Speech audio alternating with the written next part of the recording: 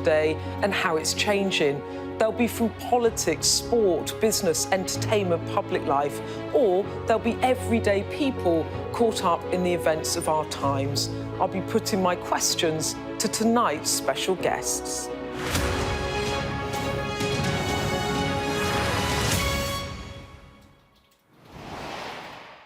Good evening. The world watches with horror as the war in Ukraine consumes victim after victim. What will Putin do next?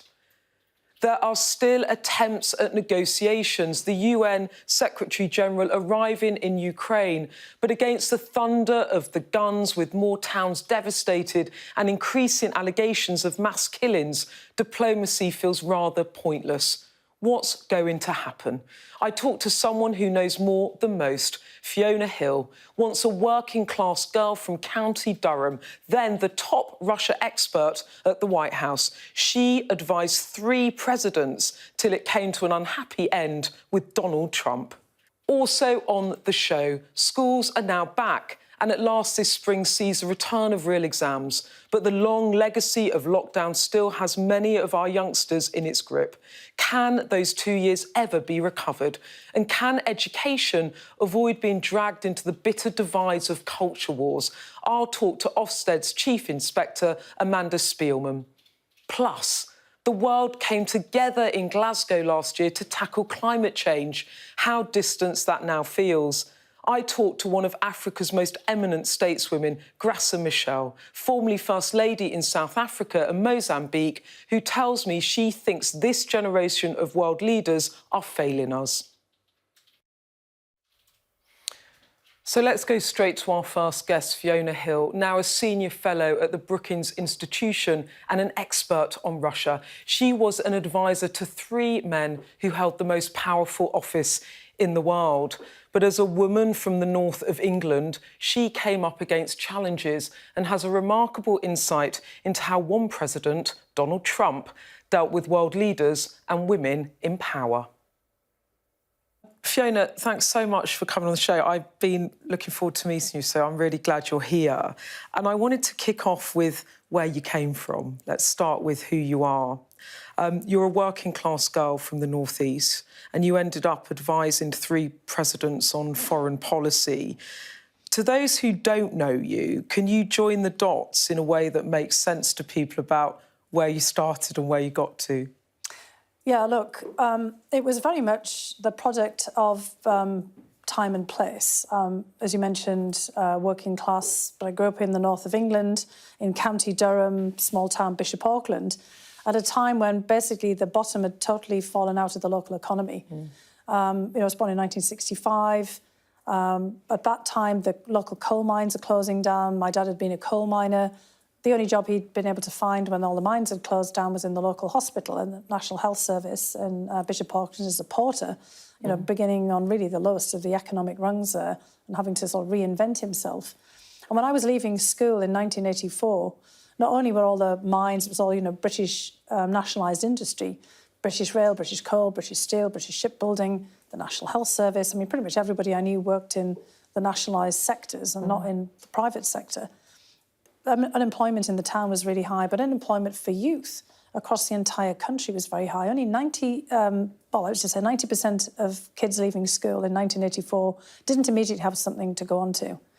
And I was very lucky. I was in that 5 or 6% of kids who had the ability to go to college or polytechnic university, doing my A-levels. And the local education authority, in this case County Durham, because of the basis of means testing, and if I'd done well enough, would pay for me the chance to go to college. And my dad basically said to me at the time, look, Pet, there's nothing for you here. Yeah, if you get a chance to go to university and you get a chance to the education that he hadn't got, he left school at 14, you've got to take it. But really, the reason that I was able to take that opportunity was because my local education authority paid for all the fees and a maintenance grant for me to go to university. And that kind of ability to do that now has really reduced. I mean, it was, again, time and place. Place, my dad pushing me out to go somewhere else and to do something else because there wasn't any jobs in Bishop Auckland at the time. But the ability, because of local education authority educational grants. And then I was able, after that, to get a scholarship to go to Harvard University in 1989, again because of money, not that was given by the government, but that money that had been endowed to Harvard University by, a benefactor. It was actually Frank Knox, the former Secretary for the US for the Navy in World War II, who had given money for the British Commonwealth. And I got that grant to go to Harvard. So all the way along, the reason that I'm where I am today is because there was a grant, a subsidy, a fellowship, a scholarship, some kind of assistance. I mean, I couldn't have done this on my own without that. Now, you went on to advise 3 US presidents. You are an expert on Russia. You have written a book on Putin. You've obviously just written another book. Donald Trump, you advised Donald Trump. When did you realise it wasn't going to work out between you and Donald Trump? Was it sudden, or was it this gradual realisation that I'm not going to be able to do business with this guy, he's just not? It was right from the very beginning. I mean, when people say you advised Trump, I didn't advise him on anything. In fact, very few people did, because he didn't really listen to advice and he just wasn't particularly interested. And he had a kind of a vision of who should be an advisor anywhere. And it certainly wasn't, a kind of middle-aged woman with a funny accent. And from the very beginning, it was basically, who are you? What could you possibly know about, any of this? Were there any sort of women you think he would take advice from, or was it just anti-women? No, it wasn't anti-women. I mean, there were women that he trusted and worked with for a long time. I mean, somebody like, people will be familiar with Kellyanne Conway. I do think he had quite a bit of respect for her, maybe his own daughter, Ivanka Trump. I mean, the times when he clearly listened to her. There were others who were in his orbit. We hear about Hope Hicks, for example, who was one of his assistants. So it wasn't just that. It was just, that trust and, who they were. I've actually saw him interact with people like Angela Merkel, Chancellor of Germany, and listening to her, she explained a lot of things to him in various meetings. He took her seriously because she was a Chancellor of Germany. It was kind of who you were and how you were related to him that was important. Did he take Theresa May seriously? Because I remember watching how he treated her, because I saw it press cut, and I thought he was not always respectful to her. No, look, I think, this is a bit of a bizarre thing. To say she would have been better off if she spoke another language other than English. Trump, responds to people like... I was going to use Putin as an example, right? He had to listen to him. People go, oh, my God, he was always talking to Putin for great length, because he had to be translated. And so part of the whole power of people like Putin, or even, Angela Merkel, if she decided to speak in German, was that Trump had to actually listen because he didn't know the language. And he couldn't interrupt them. And he couldn't kind of hone in on something they said because he had to hear them out. Whereas with Theresa May... I mean, he immediately could just interrupt her. And, he often did that with other people as well, particularly if they had an accent. I mean, for example, Macron of France, if he spoke in English rather than in French, and, he was stumbling for a word or he didn't use quite the right word, Trump would hone in and immediately interrupt them. Okay. Because that was kind of his style. And also, if your voice was of a higher register, as Theresa May's could be, I mean, I'm cognizant of that myself. I mean, I don't speak in a particularly low register. Trump would immediately see that as a kind of sign of weakness. And it was also people's electoral status. So after Theresa May, for example, called the snap election and her majority was reduced, he saw that as weakness. It was kind of a reflection of his own fears of, having a reduced majority and how that made people think about you. His epitome of the strong, powerful leader was a guy who spoke in a big, deep voice and who, kind of basically, in his view, then commanded attention.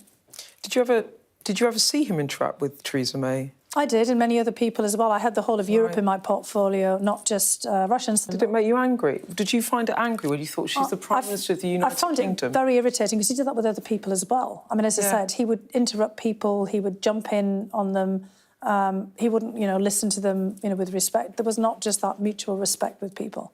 And about you, I read in an interview, actually I also read it, it's in your book, that you said that you were referred to by his chief of staff as, I hope you don't mind me repeating this, as the Russia bitch.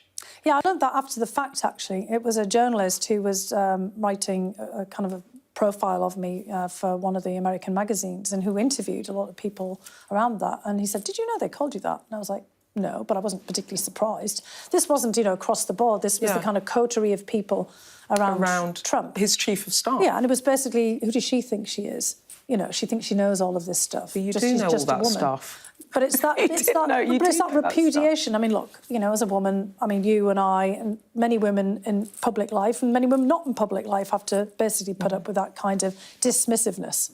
Well, actually, now you've said it, I wanted to ask you about something, and I hope you're across it, because obviously you live in the US, but there has been an issue today, and I think we've got the newspaper article, whereby Angela Rayner, who is the deputy Labour leader, has had a rather, well, very misogynistic article directed there. You can see it there, Stone the Crows, Tories accuse Rayner of basic instinct ploy to distract Boris. You can see Angela Rayner there, and they're likening it to Sharon Stone there in basic instinct, likening her to the deputy leader of the Labour Party. There's a quote in that piece of Angie Rayner, where this is an anonymous Conservative MP saying she knows she can't compete with Boris's Oxford Union debating training, but she has other skills which he lacks. Angie left school at 16, from a working class background, had a baby, is now an extremely successful politician. What do you think about that quote, about that article? Well, I think it's just a classic misogynistic put-down. I mean, quite recently, after I've been speaking out, you know, Donald Trump said about me, she'd be nothing without that accent, which, of course, is ironic, because in a UK context, you know, the accent marks me as being working class from the north of England. We get other kinds of comments, you know, in the UK, you know, obviously one view of an accent, in the US another. But it's just that kind of put-down, like you just said about the Russia bitch. When people feel intimidated by women in powerful positions, which is clearly the case with Angela Rayner. I'm not wanting to be offensive to readers of the Daily Mail, but, you know, that always, you know, I'm not surprised that there's this kind of commentary, that people don't try to check themselves when they're writing, you know, these kinds of things. And absolutely just what you said. It's indicative of the problem that women have over and over again in public life. It doesn't matter what kind of background that they have, but especially people from the working class. I'm also told by people, oh, well, look, you know, there's lots of people like you who've risen up in the time, you know, since you have. That's just not true. And, you know, I mean, show me the number of working class women, you know, with a northern accent or any kind of accent that would mark them there, who are in public life. And then, case in point, Angela Rayner, as you said, really remarkable, unbelievably remarkable career and personal trajectory. As I said, leaving school after 16, having to raise, you know, a child on her own. I mean, I saw in that picture, she's not wearing anything different from I am. I mean, what are women supposed to wear? What are we, you know, telling people? And there's an element, you know, in my book that I talk about, right from the very beginning, when I had to give evidence in the impeachment trial. The first thing I was told was, we'll have to figure out what you're going to wear. And I was like, not what I'm going to say. I mean, the preparation for I'm going to answer the questions, but about what you're going to wear so you're not distracting. So that people won't look at you and say, oh, God, look at that woman. I know that feeling.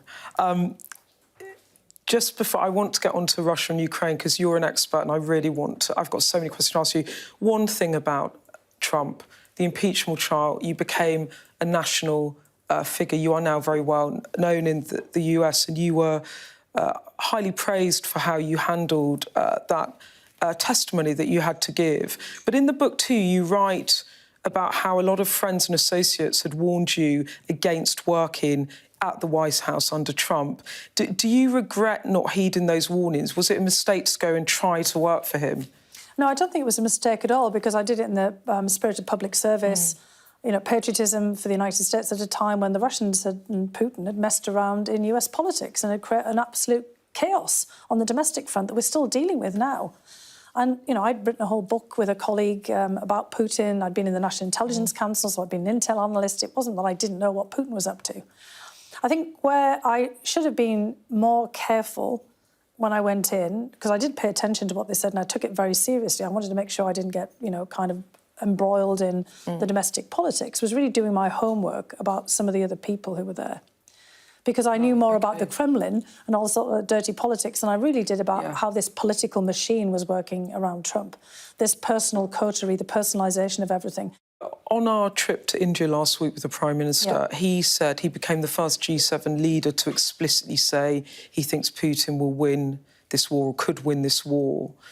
He's right, isn't he? He is going to win, but you would say he has to meet any cost. What does that look like? Well, it doesn't look good for him either. I mean, you know, when we say win, define a win, right? There's a pyrrhic victory. In other words, when, you know, things are devastated as a result of it. And we could very easily see Putin himself prevailing by still being in office in the same way that Bashar al-Assad has done it in Syria. A complete devastation of the country, but he's still there.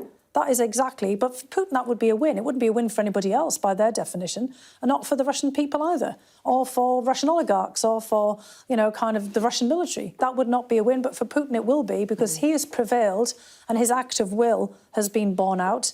And yes, he has devastated the Russian economy, but in his view will already have devastated Ukraine and shown us who's the boss. You understand his mind probably better than a lot of people. What does it look, what's the on-the-ground result for him that makes him claim victory, or allows him to claim victory, or gives him an off-ramp, right, so he can end the war? Yeah, he wants us to take an off-ramp and the Ukrainians to sue for surrender. So ending the war would be declaring victory. And it might look something along the lines of what he said to George W. Bush in 2008, which is, you know, George, Ukraine isn't a real country. Part of it is in Eastern Europe and part of it was given to us, or part of it belongs to us. And you can just imagine him being in possession of the whole of the Donbass, Donetsk and Luhansk, the rubble of Mariupol and all the cities around the Sea of Azov, all the northern parts of Crimea, linking all of that together, Crimea to eastern Ukraine, having Odessa and the other fabled Black Sea ports of Ukraine in jeopardy as well, and Ukraine effectively cut off from the Black Sea and dismembered. And that looks like a win to Putin. How does it end for him? I mean, I interviewed Chris Steele the other day and he said he didn't see a way back, like that he can't lead Russia after this all ends, in a way. I mean, how does it end for Putin? A palace coup?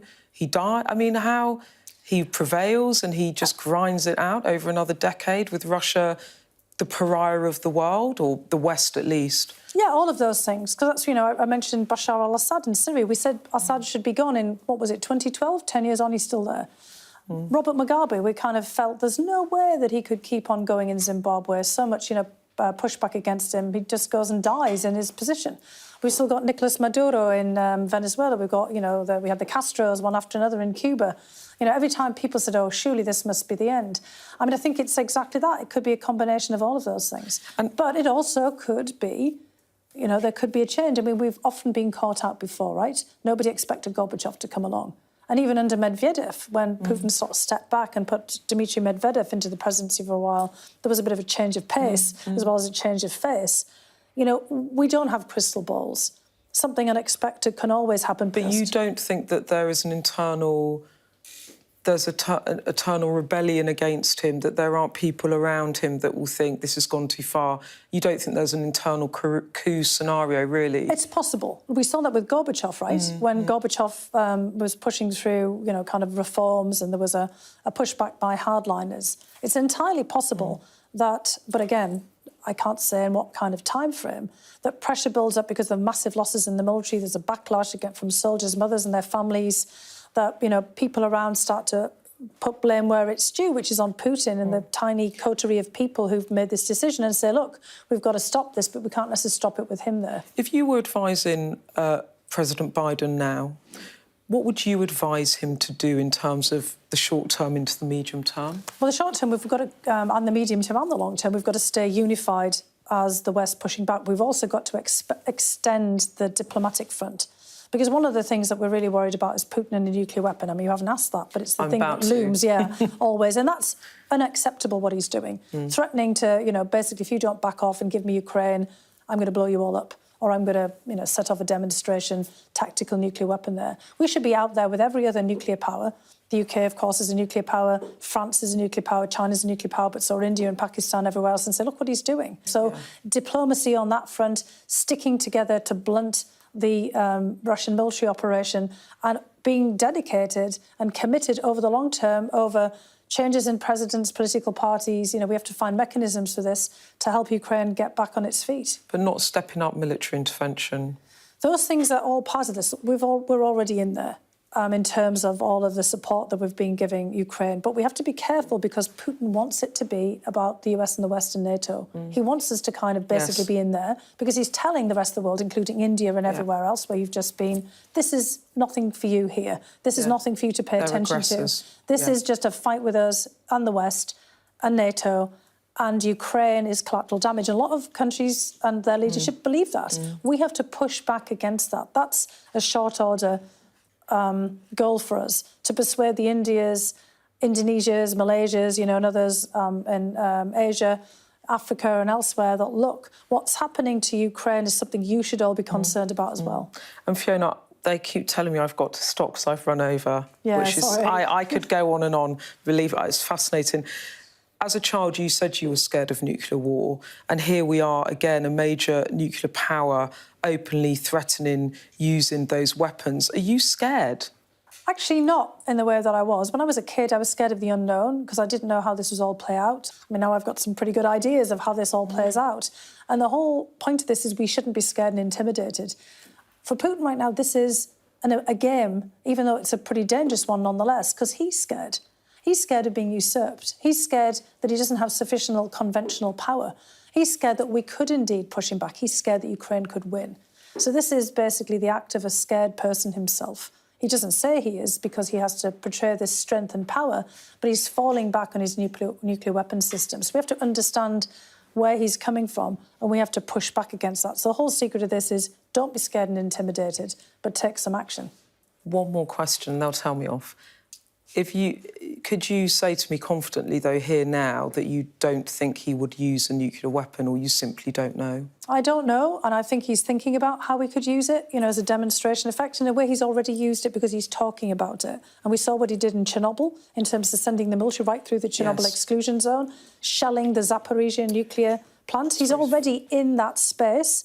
And, threatening, moving nukes here and there and using Iskander missiles and talking about it that we know can be basically nuclear armed. He's already in that space, so we have to push back. We have to work with others. This is the point where we say to the rest of the world, look, you really want to be in a world with a nuclear free-for-all? That's why we have to put Putin and his, nuclear missiles back in the strategic bottle here. He's basically unleashed the nuclear genie. We have to put that back.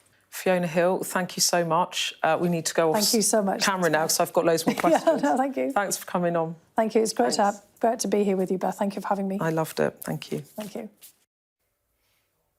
Fiona Hill there. Well, stay with us because coming up next, after a gruelling 2 years for our country's schools, we speak to the Chief Inspector of Schools, Ofsted's Amanda Spielman.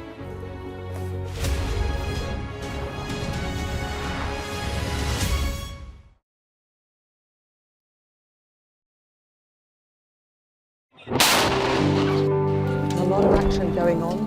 I'm Alex Crawford and I'm Sky's special correspondent based in Istanbul. This is what makes the job so fantastic. I'm Stuart Ramsey and I'm Sky's chief correspondent. Well, there's a real sense now that people are beginning to expect that this whole airlift is coming to an end and they're really, really desperate. We saw snatch squads going in, grabbing people and putting them into trucks. You either live and recover, or you die. Okay, so that's like a war. That's the war, yes. We help you understand the world with us. Over the past 24 hours, the soldiers have been attacked on a number of occasions. It's really sending a clear message that Venezuela is eager for change. We've been crushed. We take you to the heart of stories that shape our world. They were convinced the United States would become hooked. Well, they were right. An enormous explosion has just come down. I think it was a monster's just landed in between us. The information on this could bring down the entire network. Not just in Iraq and Syria, but across the world.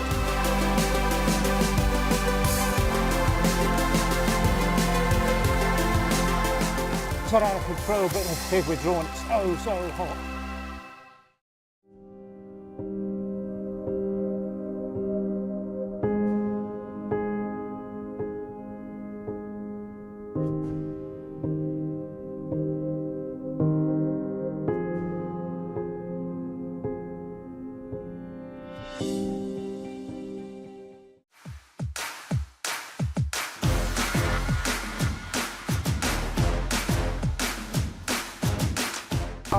love my job because I get to do something that is contributing to a better future.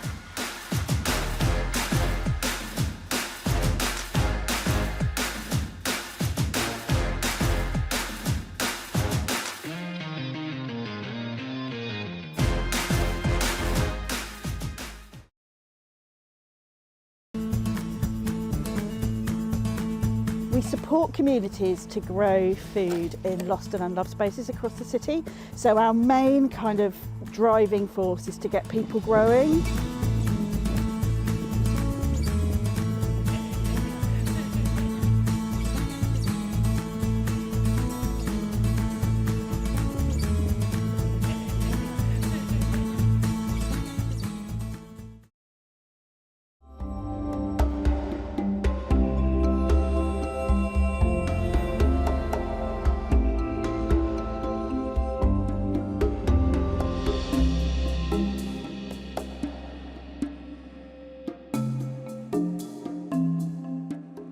ba ma dalee commencé liggéey bi yokkute bu bari am nañ ko ci.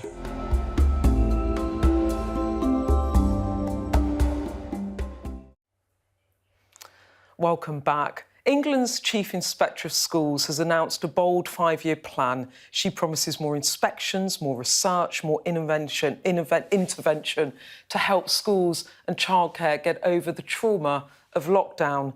But the mood in the staff rooms and at the school gates is fractious. Can Amanda Spielman convince teachers and parents she's the person to safeguard the interests of children? And she's with me now in the studio. Amanda, thanks so much for coming in.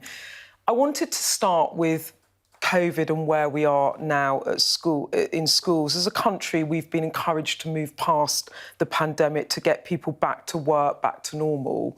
Do you believe there will be long-term consequences in the state school system because of COVID around the pandemic and also the lack of funding, sufficient funding for kids to catch up? I do think there will be consequences. At one level, we're back to normal. Schools aren't operating with COVID restrictions, lockdowns, bubbles, all the rest of it.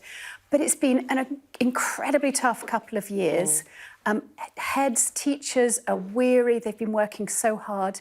And a great many children have really struggled. It's been very, very tough for them. So while everybody's back in school, there's a lot to catch up on.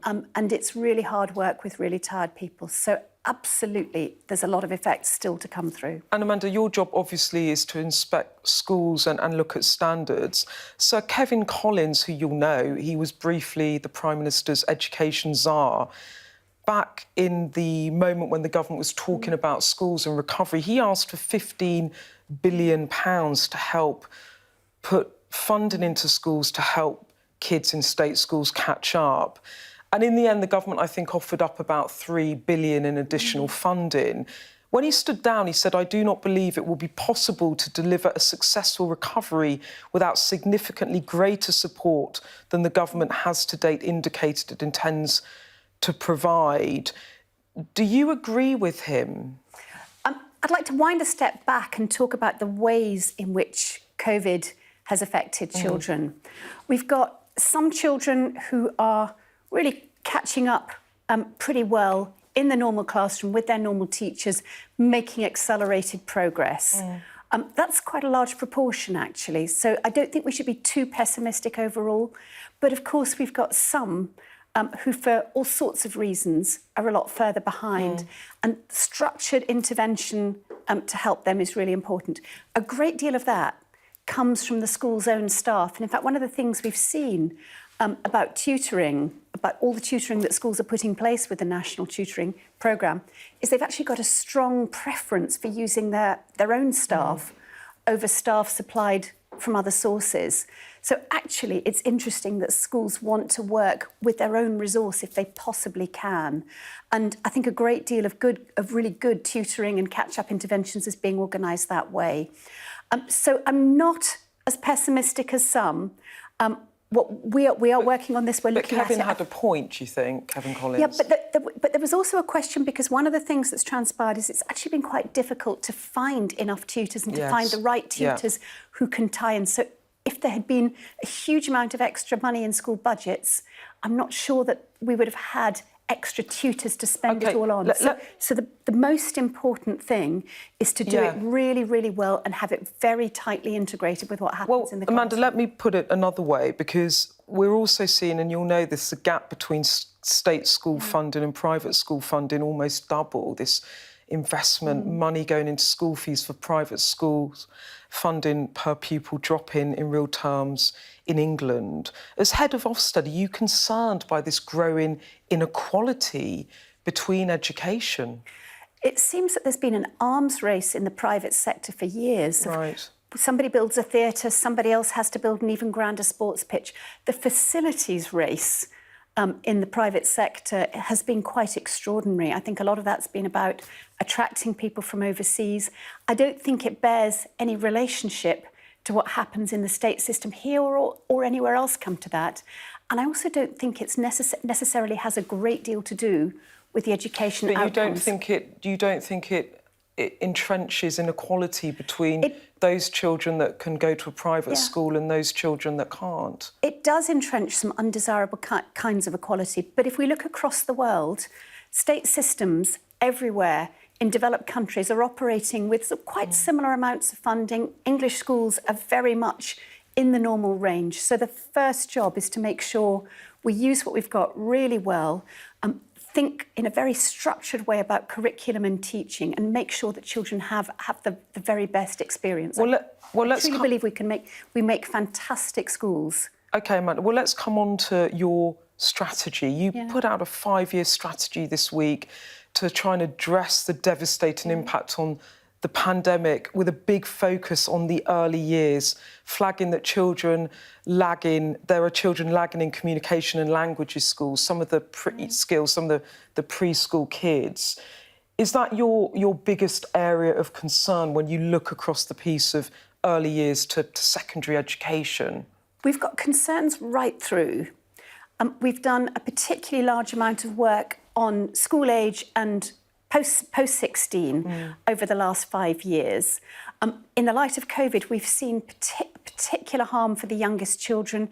And remember, children who have just turned 2, say, have lived all their lives in a pandemic. They've seen adults around them with face masks. They've seen far fewer people than usual.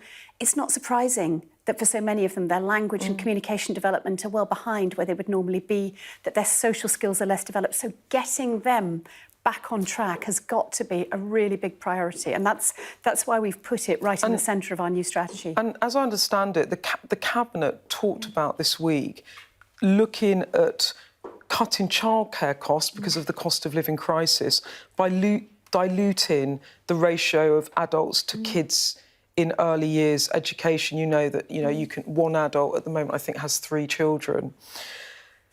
Would you worry about that in the context of what you're talking about, that actually they need more input? Is that a concern to you? I think it's really important to look comparatively here. I've seen OECD analysis that says we've got the most generous staffing ratios in the developed world for early education. Of course, there's a trade-off between staffing and cost. It's very important that we protect the quality of education and the quality of care for children. But I do think it's right to look and look at it to make sure that we're not gold plating, that we're making that we've got early education as affordable as it can be, as well as really high quality. So in principle, you're not opposed to the loosening of those ratios in principle? I don't think ratios of themselves drive quality. We should look at quality of education, quality of care and safeguarding first and foremost. OK. One other thing I wanted to ask you about in relation to children's education is something that the government's Social Mobility Commissioner said yesterday. She told a group of MPs that girls shy away from studying physics because they don't like hard maths. What was your response to that? What do you think of that? Oh, I think it was a terribly unfortunate thing for her to say. It really was. There is an imbalance between girls and boys. It's a rather large imbalance by the time you get to post-16 study of subjects like physics and further maths. But I turn it around and say, actually, in some ways, it's telling us something about girls' strengths. So many girls get to age 16, say, and find that they're all-rounders, that they're equally good at everything, and really struggle to decide what not to pursue, because at that age, we do make young people choose. Boys, by contrast, are much more likely to be much better at maths and science than they are at sort of language-based subjects. So it's much more likely for them to be a no-brainer to stick with the maths and science route. And at one level, of course, we don't want to march children off and say, even if you don't want to do history, to do maths, you want to do history, you're not going to do history. But we should be concerned when disproportionately girls shut themselves out of some of the most interesting, some of the most lucrative and some of the most socially valuable paths.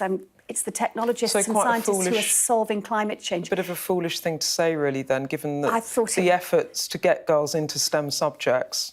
There's some fantastic efforts in hand. And of course, we must balance the rights of individuals with wider social aims. But yes, a very unfortunate thing to say.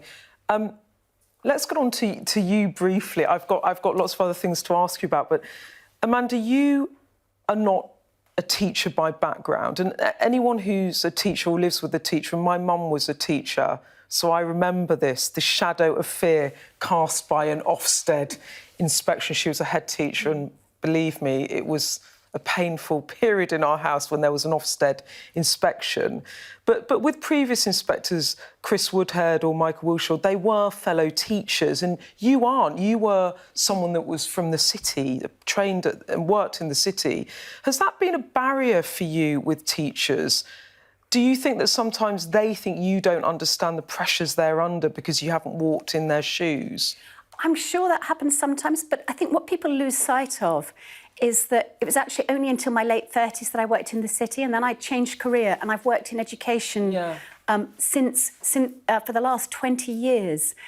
So I did a master's in education, and then I became part of the founding team at what's now one of the biggest academy chains. So I have lived and breathed education from the point of view of somebody running an academy chain, really getting into the problems of the most disadvantaged schools.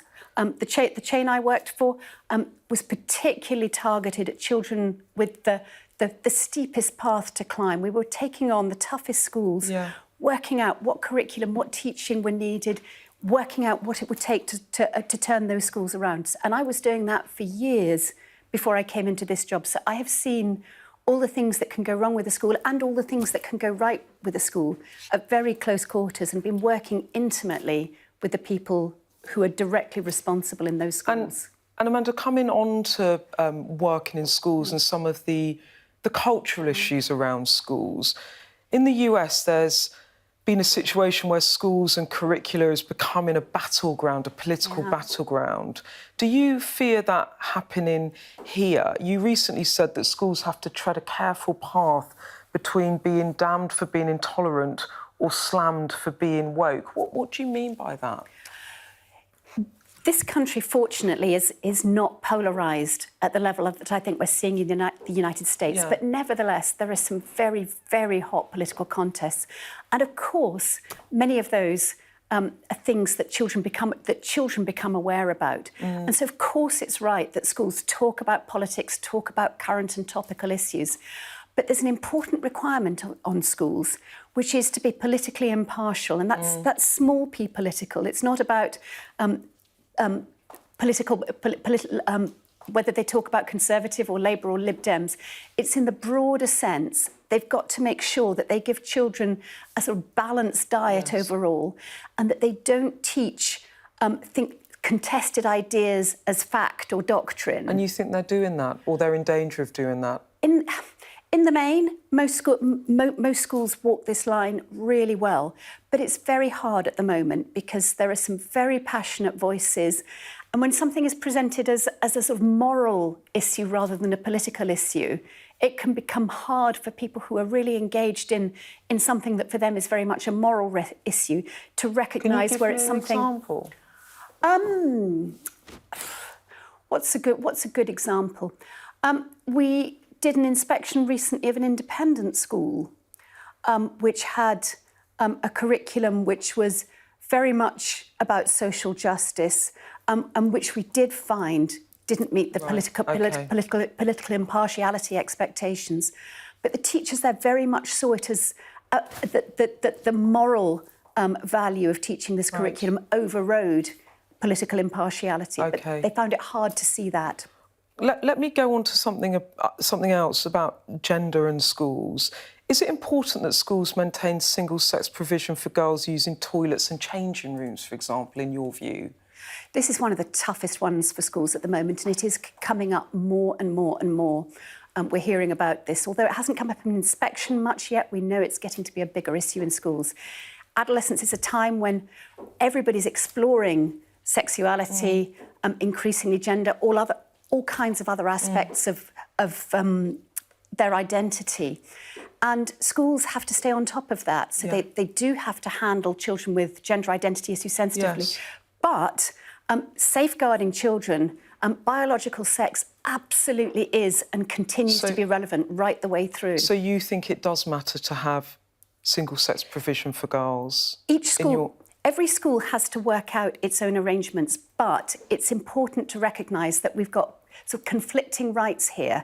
This is not something that you can steamroller. We have to acknowledge that some of the gender issues come directly into conflict with some of the sex-based rights. But Amanda, would your message be to schools that have removed single-sex spaces, what's your message to them, that they shouldn't? My message is that they've got to make sure that the very real tensions here have been discussed, that they've got buy-in for whatever solution. Right. This is we don't prescribe what schools do when conflicts between rights arise. This is not the first time that we found ourselves in a place where we can see a clear conflict of rights.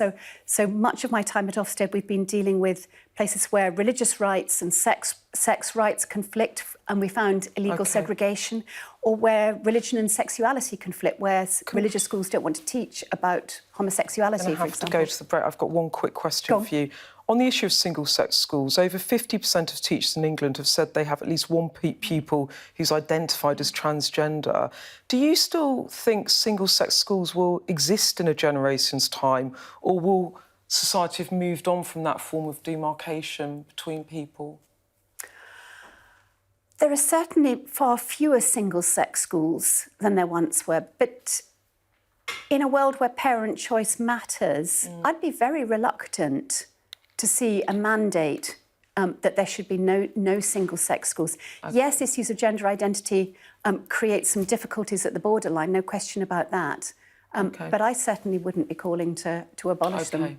All right, well, Amanda, we've run out of time. Thank you. That was fascinating. Well, stay with us, because coming up next, in a moment, we'll speak to the former First Lady of South Africa and Mozambique, Graca Michel, as the world looks to the future of tackling climate change.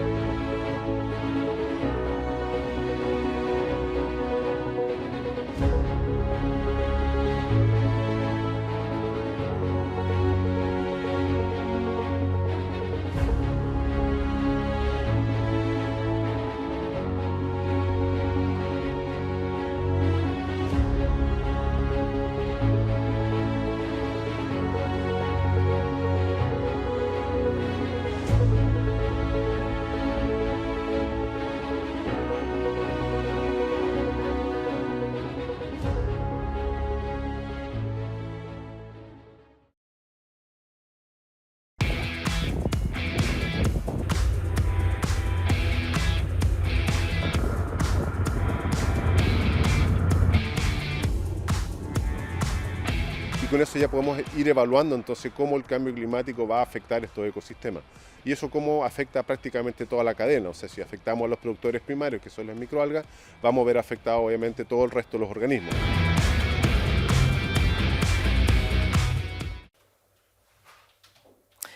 It can be tempting at times of darkness to seek advice from earlier generations of world leaders. Graca Michel is a veteran advocate for global peace, women's rights and humanitarian justice. She was also at various times wife of Nelson Mandela and wife of Samora Machel, the president of Mozambique. Now, as a deputy chair of the Elders, she works alongside figures such as Jimmy Carter, Mary Robinson and Ban Ki-moon. First up, thank you so much for taking some time to talk to us at Sky News today. I just wanted to reflect with you a bit on where we are in the world. There was a time, I think, when everything felt positive at the turn of the century. Your late husband, Nelson Mandela, was free. Dictatorships were in retreat. The UN Millennium Goals were about tackling poverty. And now I look around the world and we have war in Ukraine, Ethiopia, Yemen and elsewhere, humanitarian crises, authoritarian regimes, global warming is accelerating. From your point of view, Graca, where did it all go so wrong? We have to recognize that most of the crises we are faced with today are man-made.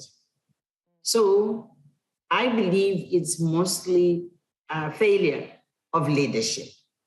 If I want to give an example, the climate change issue, or how many years we have been told year after year with unequivocal statistics showing exactly how the situation is getting out of control. But the leaders of the world, they don't seem to be listening.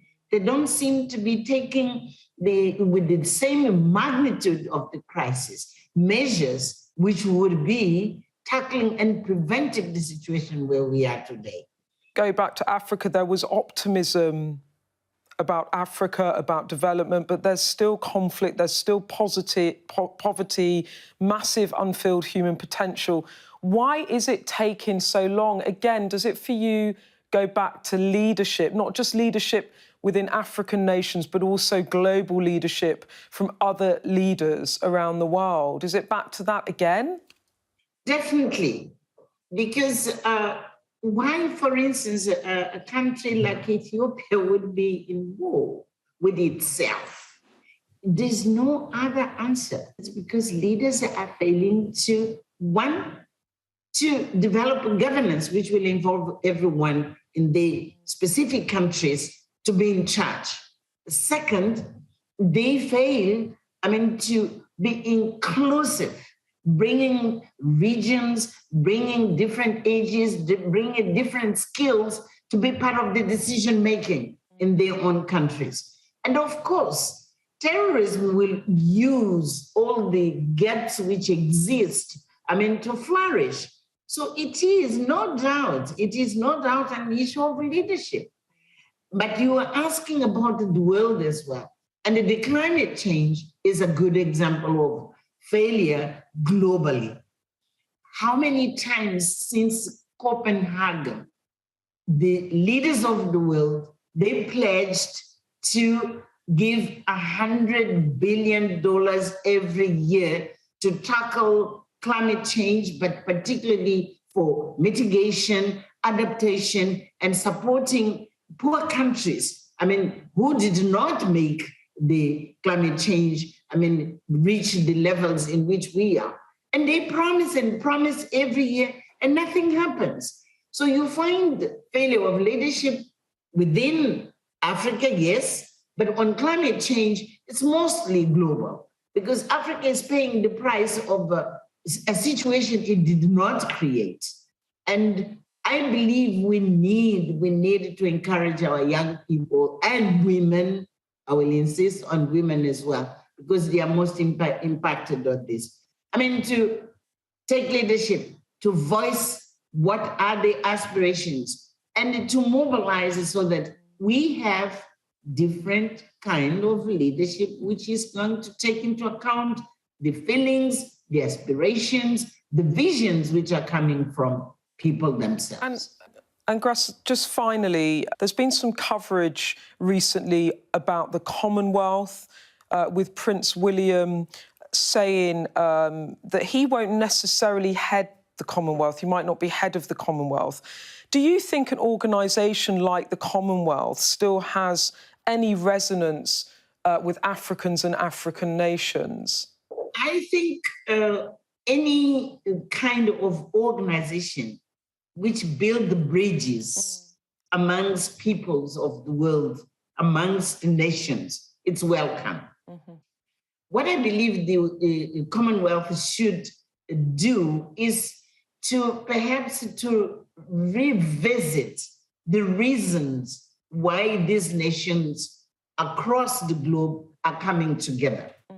Not to be based on the past, yes, but it to be based on interest of these nations as part of the human family today and tomorrow.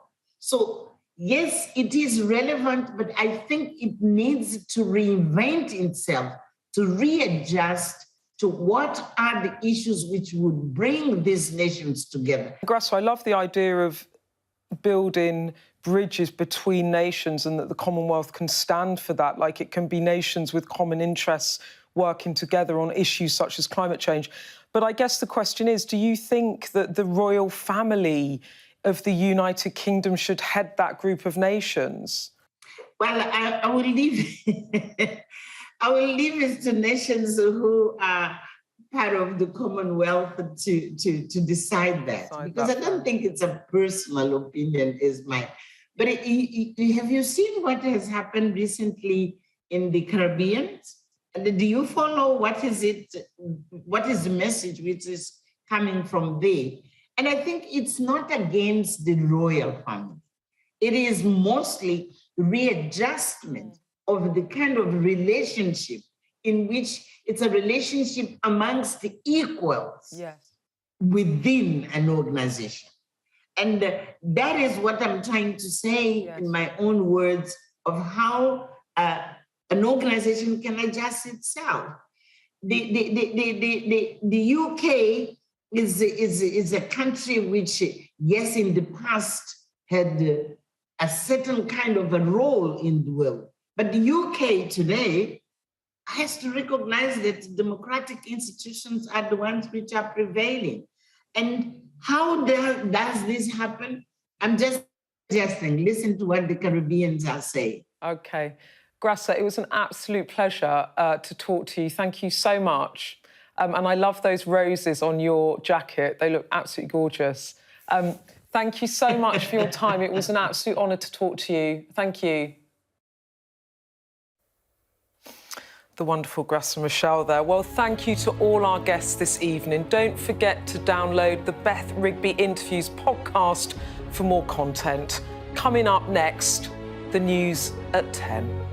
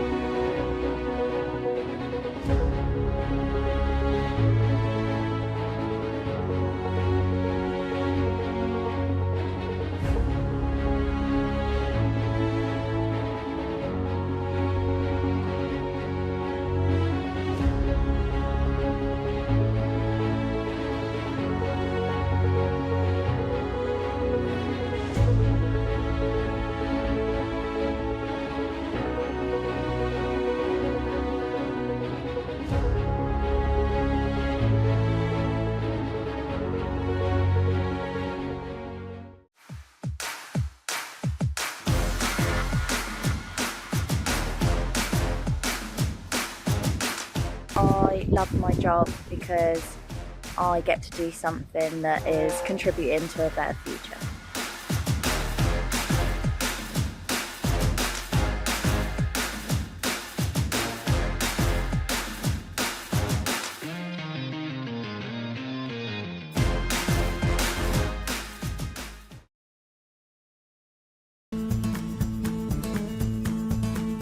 We support communities to grow food in lost and unloved spaces across the city.